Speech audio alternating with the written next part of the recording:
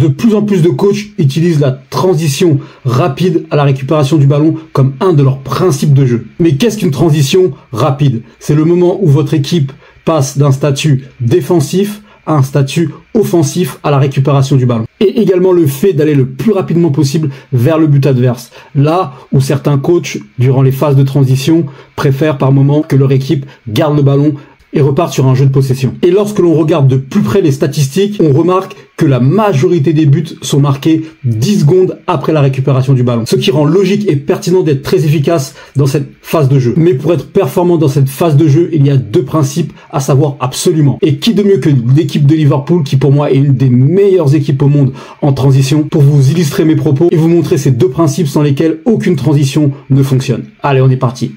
Donc, première situation avec Mainoo qui a le ballon dans les pieds, qui va être récupéré tout de suite par McAllister. Et là, on est tout de suite sur le premier principe très important à la récupération du ballon, c'est-à-dire cette passe vers l'avant. Cette passe qui permet de créer un temps d'avance sur les défenseurs. Mais attention, comme on le verra dans la situation suivante, l'objectif à la récupération du ballon est de jouer tout de suite vers l'avant, que ce soit par une conduite de balle, par une passe, par un dribble. Mais le jeu doit s'effectuer vers l'avant. Et donc maintenant, on a Szoboszlai qui récupère le ballon. Et le deuxième élément qui va être très important, là va être les courses à haute intensité des joueurs sans ballon, qui doivent non seulement permettre d'apporter une solution de passe au porteur du ballon, mais également de créer une supériorité numérique. Et on va très bien le voir ici avec un 4 contre 2. Et réussi car tout le long de l'action, Liverpool a réussi à garder le temps d'avance grâce à cette première passe vers l'avant. Et cette action va bien évidemment se finir par une excellente frappe de Salah.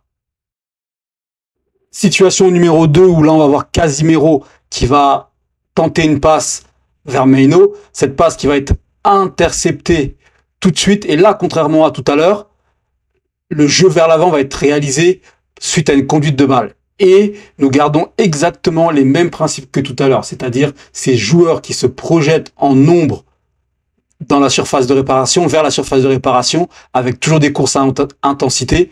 Et on retrouve la même chose que tout à l'heure, c'est-à-dire cette supériorité numérique en 5 contre 3 cette fois-ci, qui va mettre en difficulté la défense de Manchester et qui va finir par encaisser ce but en transition.